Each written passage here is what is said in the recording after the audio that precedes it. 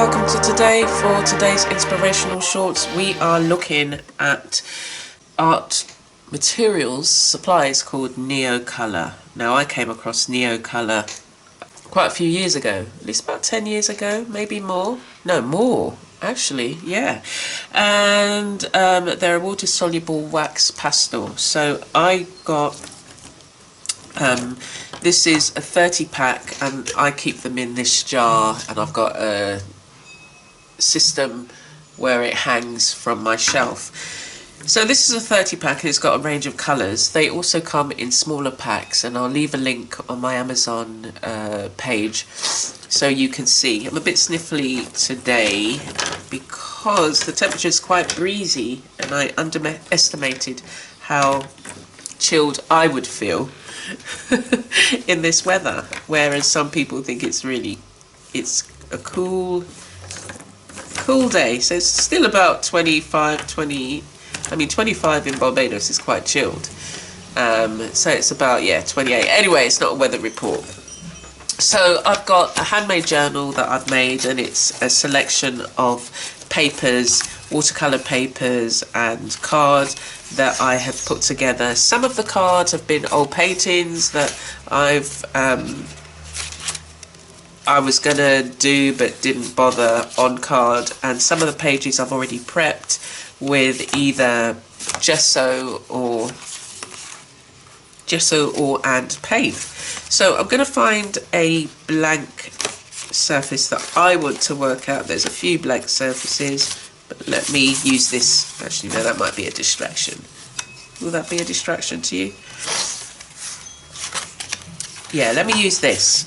So it comes in a range of colours. Now, I like the NeoColors because of the way that they work on paper. I've not actually used it on canvas or fabric, so maybe I'll do that as well while we're here. I've got my fabric journal here, and so I can show you how it works both on fabric and card. And I'll just use a page that these are just they're gessoed fabric.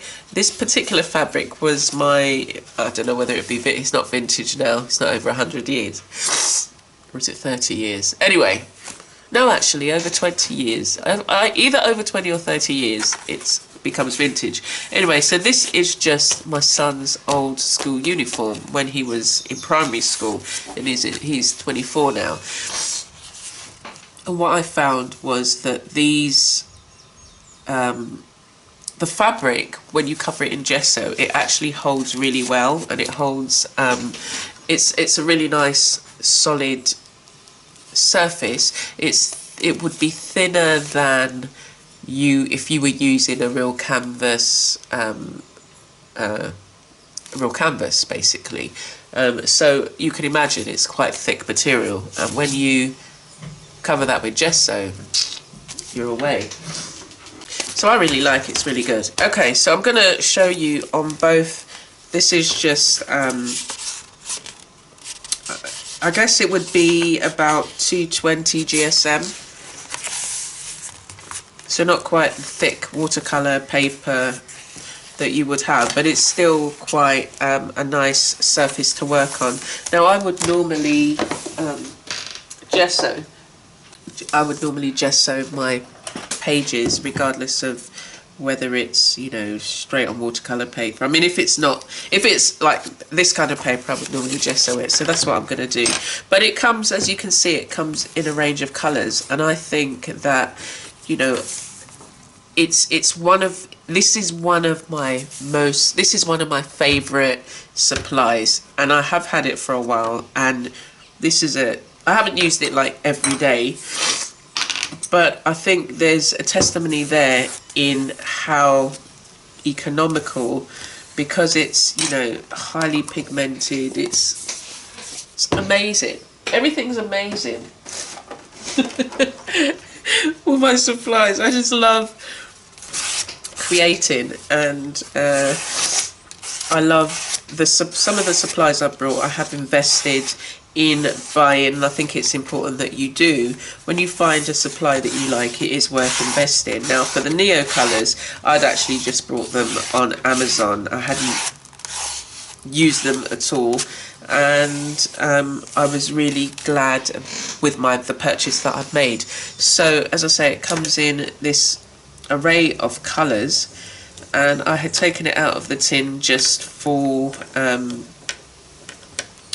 ease in terms of, you know, storage. So I think it's really important to play. If you like creating art journals and if you like creating art journals and using colour, but also having that colour that you're able to write on it as well. This is one of my favourite colours. Oh, and this one as well.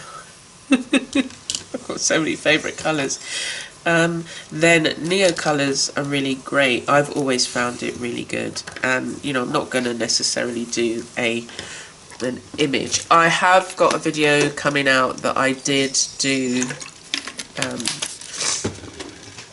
an art journal page as well, so you can look at that. But for this, the purpose of this particular video, it's literally just me, you know, I'm just showing you how nice they are. They're very smooth, they go on really well on the page, and as I say, they blend really nicely.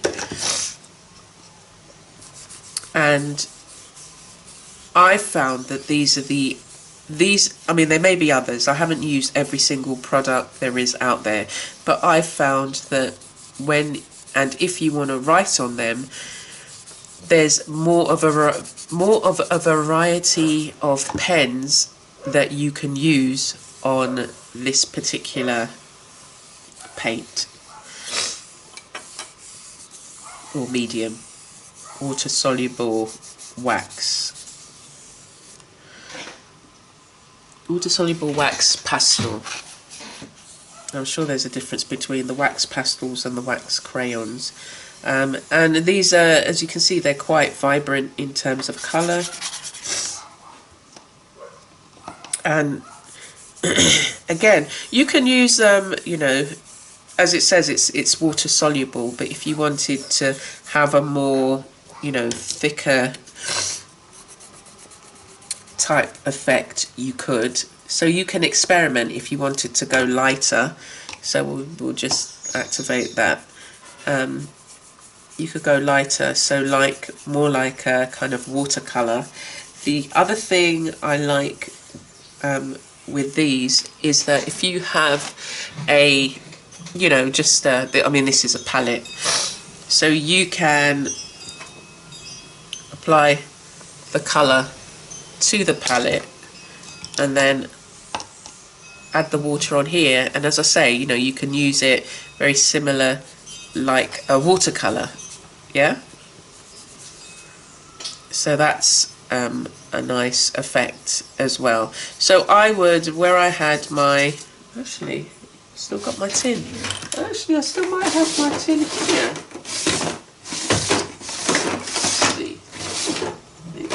Maybe I got rid of it.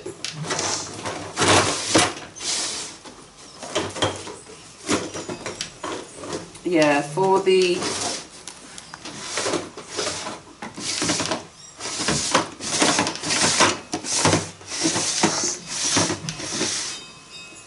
I've got a little, and where is that now? Got a little container that was my art travel kit, and it's got some other pieces of other supplies that I would like to. It's just that I've just been reminded of with the with this one.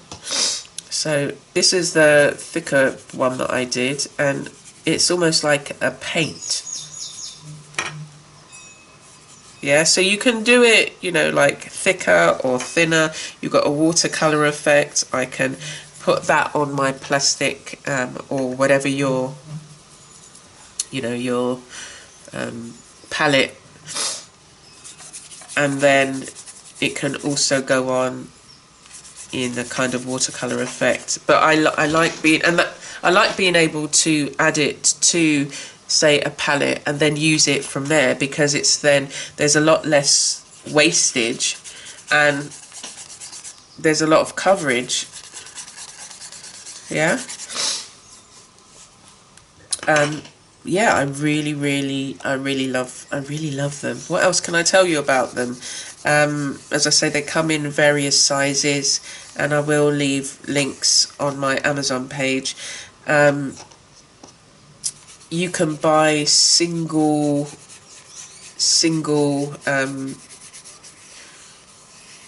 sticks, and let's see, before I say, once dry, you can go over it with other things. It doesn't necessarily lift up, the colour doesn't necessarily lift up. And where you've gone a lot heavier, so if you're going for a more watercolour effect, you can paint over it quite easily. Yeah, and still get, different depths and tones from. Let me go with this one. Yeah, so you can use it in the similar way that you would use a watercolor. And let's also let me do a different color on here, like this. So, burning.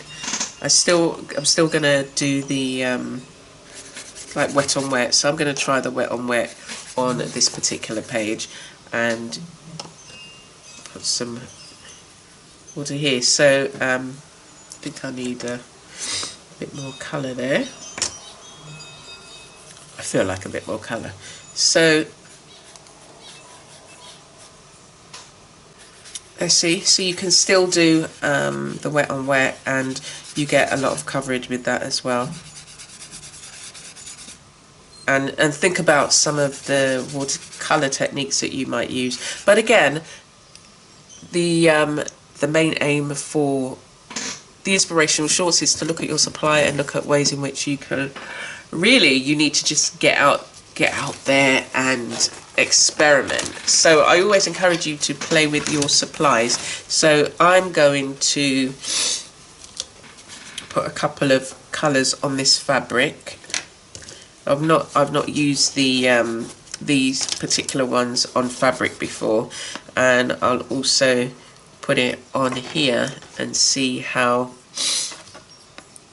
when I apply water to this and add it to the fabric, what kind of effect I get. So this page has already been pre-gessoed.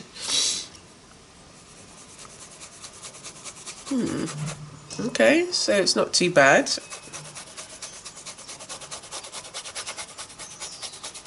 And as I say, these are art journals, so these are not going to be washed at all. So you don't have to worry. I don't have to worry about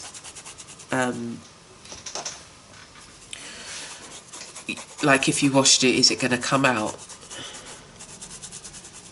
And the fun about working on fabric as well, especially in these fabric art journals, is that you can also do some stitching if you wanted to come back and add stitching to a particular page. So the colour goes on quite well, and it's quite vibrant. The fabric itself was black, and so to have it, and then I've gessoed it, so you can still see quite a good, the colour, you can still see the colour quite well. When I add paint, this the water soluble pastel directly from the palette, again the coverage is quite good. It's a bit lighter where I haven't actually drawn on the fabric itself. Let's go with the blue now. Let's see how that is.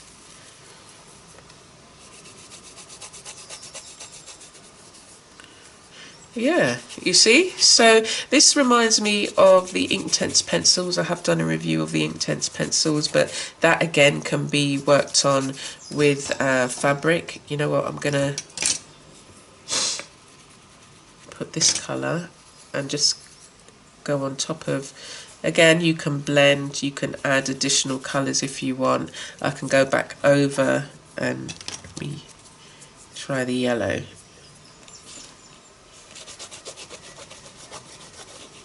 It's not dry, so again, you know, if it was dry, you'd get a different effect. If I'd allowed it to dry, you'd get a different effect. But even though this was wet, the you can see the colour yellow quite vibrant here through that, and it's not picked up any of the blue or the other colours underneath, so that's quite nice. And then I'm just going to, like I always do, use up the rest of your colour on another paper, and there you have a background that is already started. So when you come to it now, you know it's already got something on it. So this will then go on to be a page that I will do some additional work. I might create a face. I can already see a face coming through here, but what I'd like to do is maybe add some additional colours around the page, and yeah, just, and then I'm into the stitching of fabric and slow stitching, so I might even experiment in that way. But again, I encourage you to have either, you know, the physical journals or the physical art journals, the paper art journals, card art journals, or, you know, fabric art journals, and then you can experiment and use your, you know, every now and again, take a supply and use it in a different way. I mean, you should understand the basic, you know, if I use this, can I use this with paint? How does this clean off? Does this clean off with water? But to take a particular supply and see what the breadth of experimentation you can do with them. So that's the Neocolors. These are definitely in my favourite range, and I hope you're able to check them out and see what you think about them. I love it that, you know, I love that they go on, they're vibrant, they can, you know, you can mute it a bit, you can create a watercolour effect, you can work on paper as well as fabric, and you still retain the vibrancy, depending on how much gesso you use or what other supplies you use. But as a mixed media artist, as I say, I love experimenting and seeing how I can utilize a particular supply and what other areas that I can use them. So I hope you found that interesting, and I'd love to see if you've got the Neocolors, what you actually do with it, and what you like about it. Okay, so there you go. Check out the Amazon list. I'll have the list up so you can see what they come in, and you know, what sizes they come in, and yeah, definitely check them out. I would always say, you know, if you've got limited budget, then try, say, the primary colours.